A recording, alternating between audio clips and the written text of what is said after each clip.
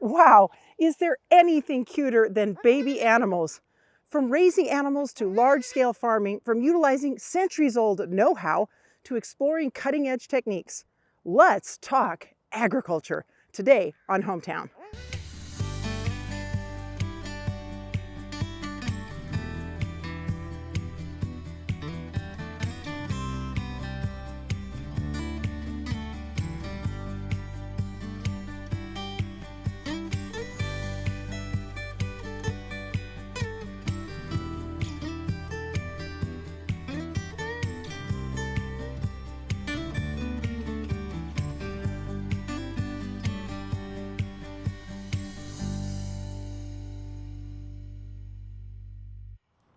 Agriculture has been around since the beginning of time. It underpins everything we do. How we eat, what we wear, how we build, where we explore. From working animals to farming the land, these fundamental skills have been passed from generation to generation, combined with innovation and technology, so much so that many barely understand the people or the processes that deliver food and goods to our stores. But I feel very blessed to live in an agriculture-based community, a place where we benefit from fresh air and sunshine, healthy farming, and peaceful pastures. President Eisenhower once said, "Farming might look easy when your plow is a pencil and you're 1,000 miles from the fields." So today, let's talk about farming, an essential ingredient in the remarkable story of us. Lexi, Kat, thanks for having Hometown here with you and your super 4-H members here. Yes. And who do I have here, Lexi? This is Tally. So, Lexi, tell us about your 4-H club. So we have a 4-H club that does goats, and we also have some kids that show chickens in our 4-H club. And we have, 9 or 10 kids and have a great time. This is awesome. So, Kat, what's the name of your club? Blue Mountain Herd. Tell me about 4-H. Why is 4-H important for your kids? Why did you start your club? And tell me a little bit more about what you do with 4-H.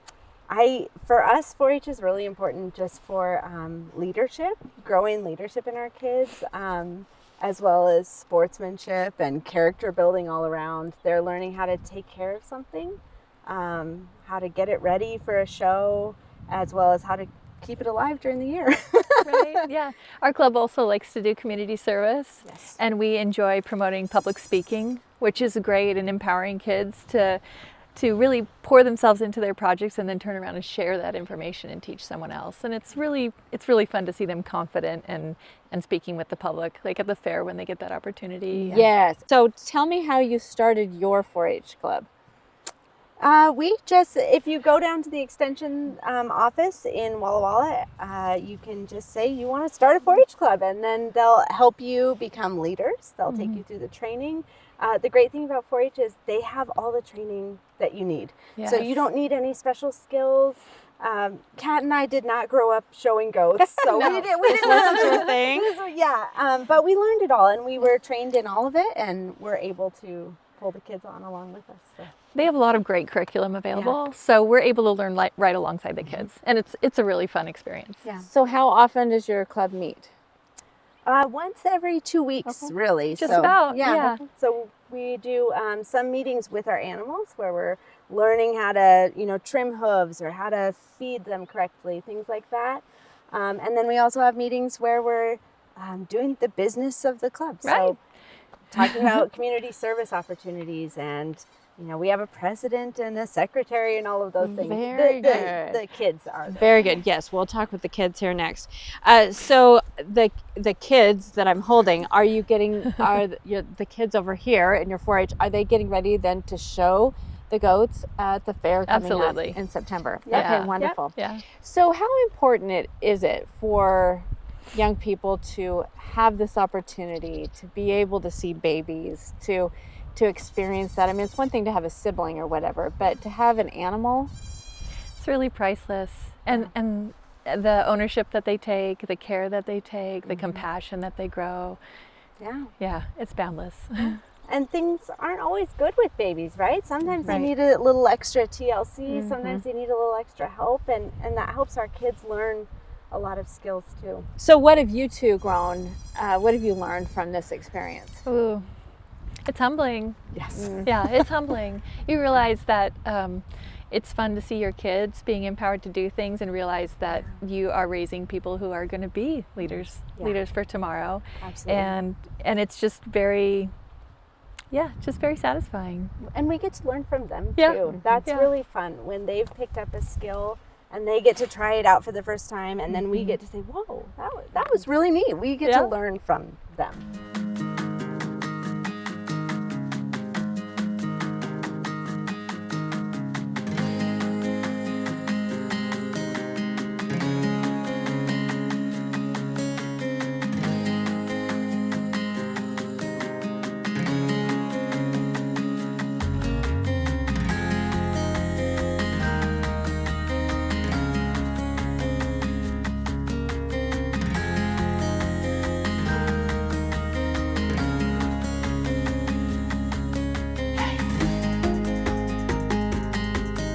Tell me what you like about being in 4-H. I like seeing all the baby goats, and I like hanging with my friends, and I love going to fair. Are you going to be showing this goat? Do you know? I will be showing Tucson and her mom, and then I might be showing Tally. Tally. Okay, well, very cool. And what have you learned about goat care? I've learned that it's pretty hard, but the babies are like so cute that it's always worth it. See, that's awesome. That's awesome. And tell me what you like about being in here in 4-H. I also really enjoy like showing my goats. I have Nubian goats, so they're bigger than these ones, and they have like floppy ears. But I really enjoy that, and I also enjoy like hanging out with friends. And I'm the 4-H secretary for our club, and I enjoy like taking notes at the meetings, and yeah. Have you learned a lot about being in 4-H? Has it helped you?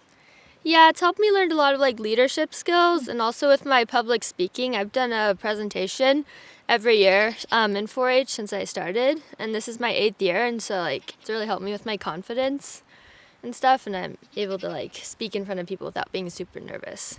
Well, very good. Well, you are doing well here. So you've got which goat here? Tiger Lily. Tiger Lily. So did you guys all name the goats? Did you look at them and say, oh, this sounds like a good name for this goat? How'd you name it? We kind of have themes for each family line. So hers is flowers. Flowers. Tell me about 4-H. What do you like about 4-H? I like hanging out with my friends. We like to do car washes to fundraise for like our supplies for fair, and I also really enjoy doing community service. We've gone to Brookdale before, and we've like created some like fun fall crafts for them to put in their rooms, and it was really fun.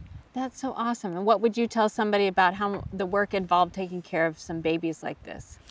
It's kind of hard sometimes. Like if their moms don't take them, you have to like bottle feed them during the night and stuff, and you get really tired, but it's a lot of fun. It's fun. And tell me about your favorite animal. My favorite animal is probably a dog. I don't show them at the fair, but I have 3 of them at my house. And what do you think of these goats? I like goats too. Yeah. We have 4 baby goats at our house. At your house too. Wow. So you guys are totally into the goats. And back here, what do you think about being in your 4-H club? I like it, and I like the baby goats, and I like going to fair.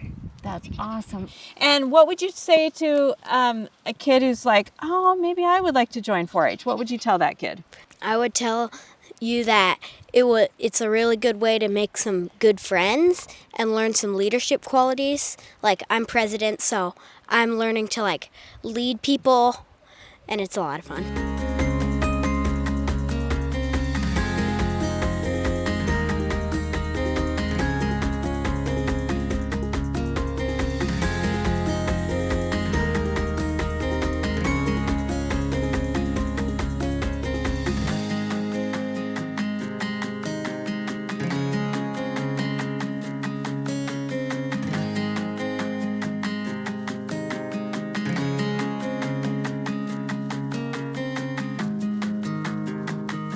Lahana, tell me who you have here in your arms. I have Tilly. And how old is Tilly? She's about a week and a half old. Oh, she's really cute, Tilly. So tell me what you like about being in your 4-H club with your friends here. Well, I like that I'm I get to work with animals because I really love animals. And we get to do teamwork, and we get to be in the fair, and it's just, yeah, we just get to do cool stuff. What's it like taking care of animals? Is it a little bit of work or is it a lot of work? It's a lot of work, but it's fun. Thanks for being here on Hometown with us and sharing your cute little kid here. Thank you.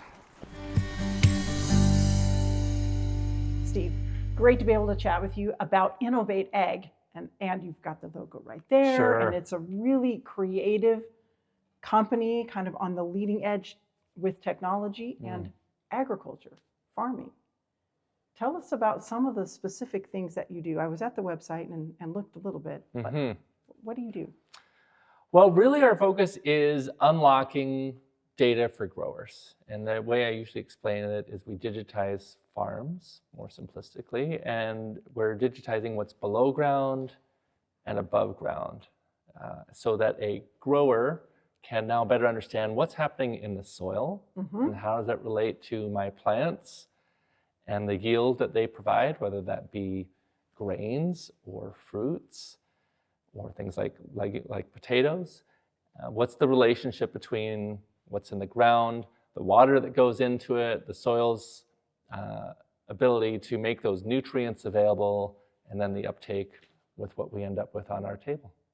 So when somebody's using the services that you provide, I mean, there is technology equipment out in the field measuring and looking digitally. Yes, yeah. So it can range from spectrometry, so on the soil side of things, we have a soil sensor or set of soil sensors that map the gamma rays that naturally emit from the soil. Whoa. It was originally discovered or invented in the Netherlands for mining exploration and then repurposed over for agriculture in North America. And so from that spectrometry, which we actually recently did for Frog Hollow Farm locally, we can see the variability in this gamma rays, and then we know specifically where to go and take soil samples from in a statistically informed way, as opposed to, let's take a little bit spade of the bucket and put a little in here and a little in there.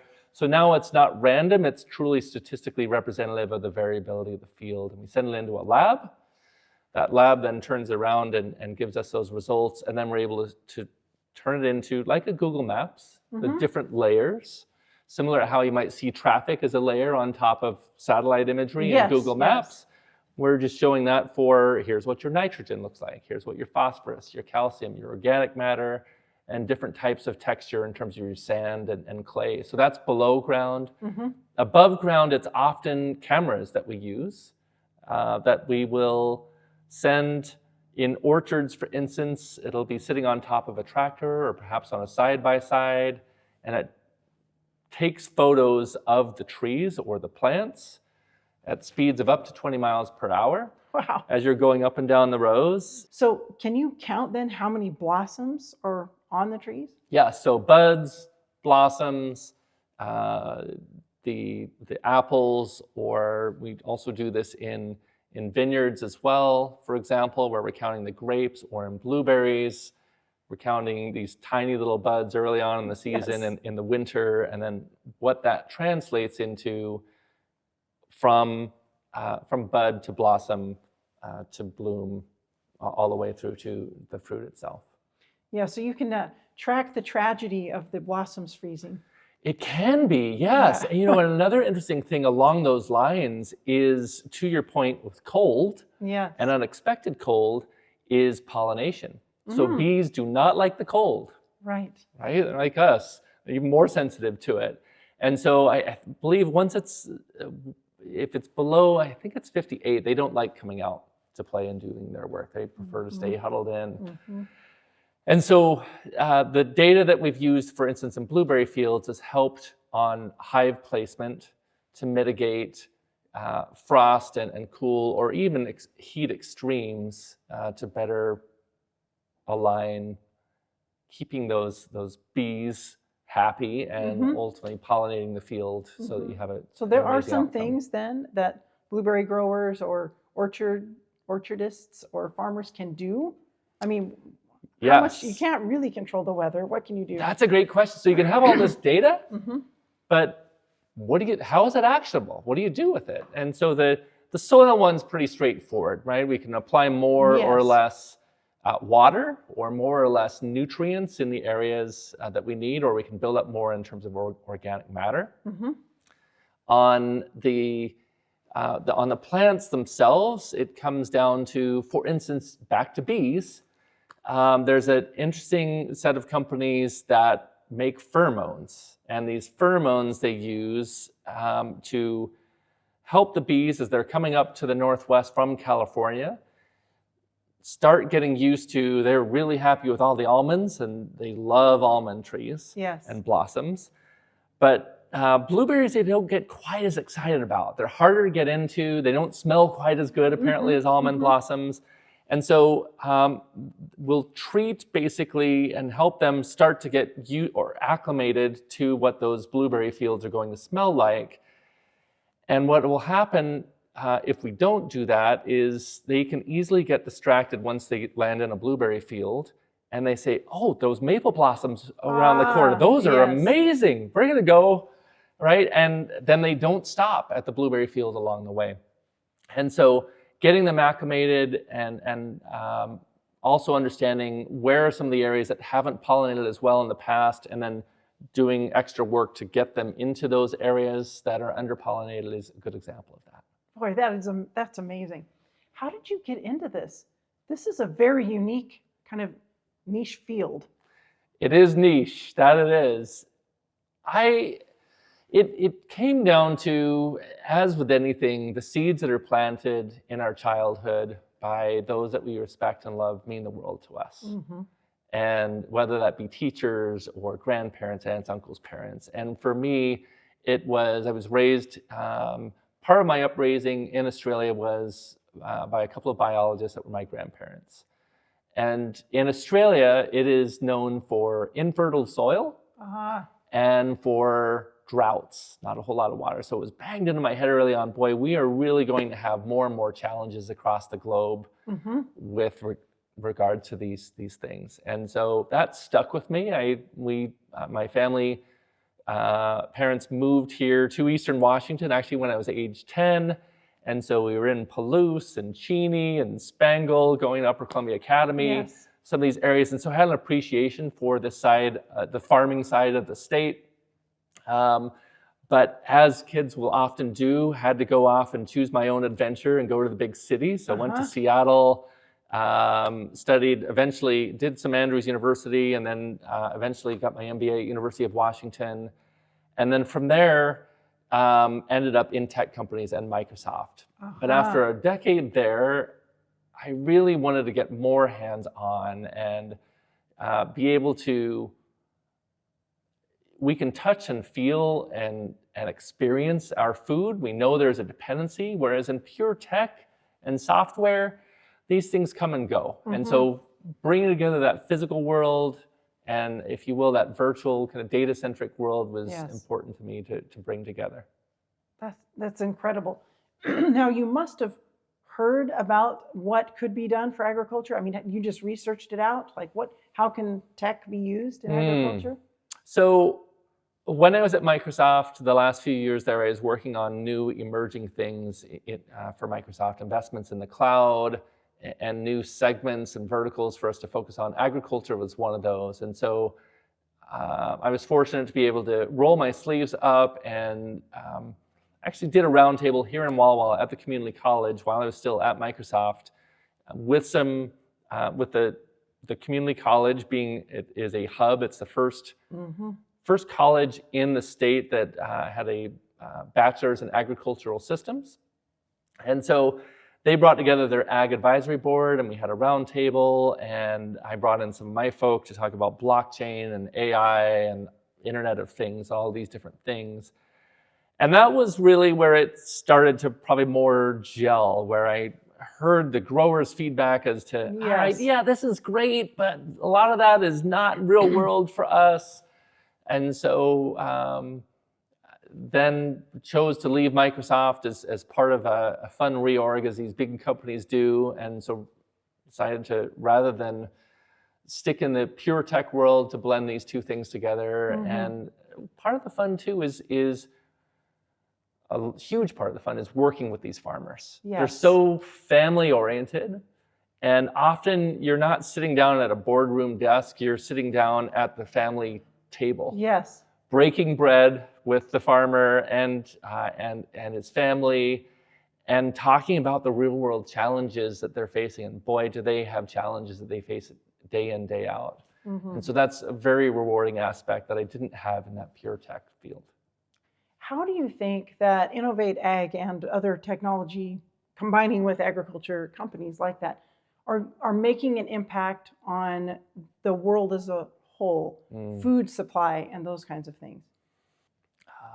So part of the key pieces that we're focused on is typically around the data on how do we optimize what's in the soil, how do we optimize around on water, and how much you apply when, and timing and frequency on that. And we've worked with Washington State University, where they've proven that you can end up with higher quality crops and less disease if you better align your growing degree days, as they call it, and your crop evapotranspiration based on that specific crop, to end up with more frequent, shorter sets of irrigation.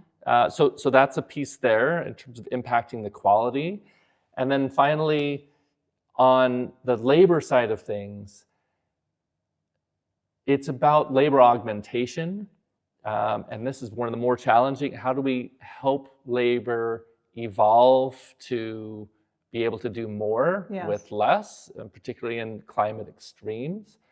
And so, as you'll probably see in some of what we're sharing in some B-roll video, some of the different technologies that are out there, they're doing automated harvest or harvest assist with something like a little burrow that follows groups around, so that rather than once they're done picking their grapes or berries or cherries, this little burrow, digital wheelbarrow, follows them around. They can unload their satchel, if you will, and not have to walk all the way to the beginning of the row, unload it, and then go back. So now they can be more productive, get paid more, and have less wear and tear on their bodies. Everything you've shared with me has just been fascinating. Really appreciate it. Thank you. It's so great to be here, and love hearing more about the ministry and what's happening here at Blue Mountain.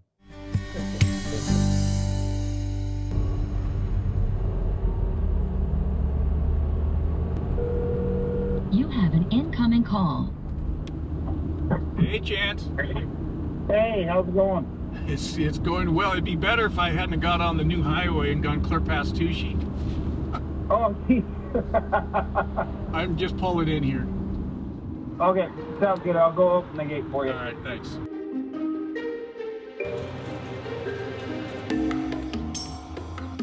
What'd you think? Okay, so here's the challenges that's unique to this job. 8 acres, roughly, small.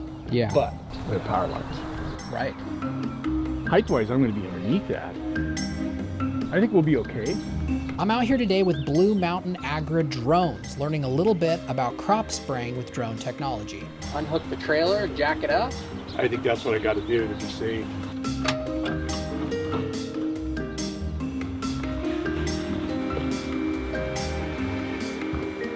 This is a DJI Mini 2, and this is a DJI Agris T50. This is a workhorse of a machine, and we're going to talk a little bit about it today.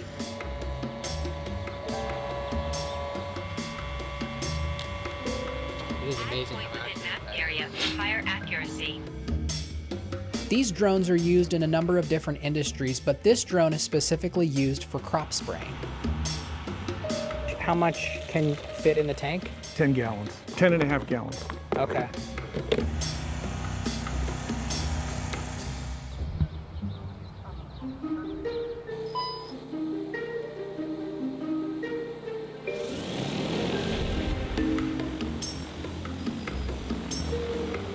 Well, first of all, you map out the field, the perimeter of the field. You tell the device how far apart that you want the path to be, each path.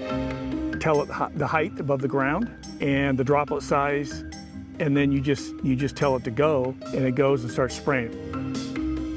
What do you think the potential for farmers is? Why would somebody want to do this over hiring a pilot to come out and spray their fields? More and more, you're getting varied types of crops next to each other, say a vineyard and an alfalfa field. Well, the vineyard operator doesn't want you spraying your spray and then drifting over to his vineyard.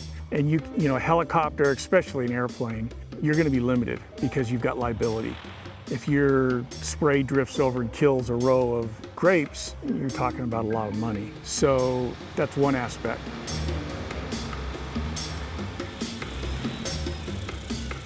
Do you think we're going to be seeing a lot more of these? We are. There is many of these in the Midwest. From what I can see, this is where they kind of started, was in the Midwest. And there will be guys that will have 6 of them.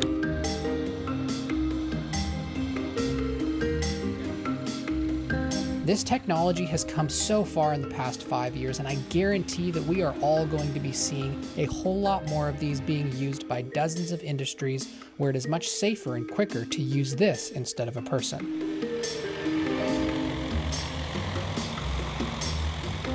I mean, these are being used for all sorts of things, even outside of spraying fields too.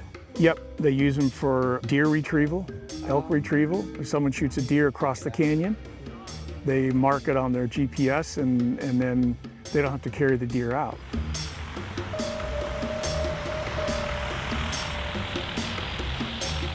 I mean, I could deliver a pretty big carton of ice cream to somebody or something like that. Well, yeah. I am reminded of one of the most beautiful Psalms. Bless the Lord, O my soul. From your lofty abode, you water the mountains. The earth is satisfied with the fruit of your work. You cause the grass to grow for the livestock and plants for man to cultivate, that he may bring forth food from the earth and wine to gladden the heart of man, oil to make his face shine, and bread to strengthen man's heart. Our community is blessed with abundance and beauty, from its rich farmland and the beautiful blues to the incredible people who tenderly care for our livestock and grow our food. This valley captures your heart and fills your soul. So I will spend a few minutes soaking up the fresh air and sun with these frisky little ones and count my blessings, and see you next week on our next episode of Hometown.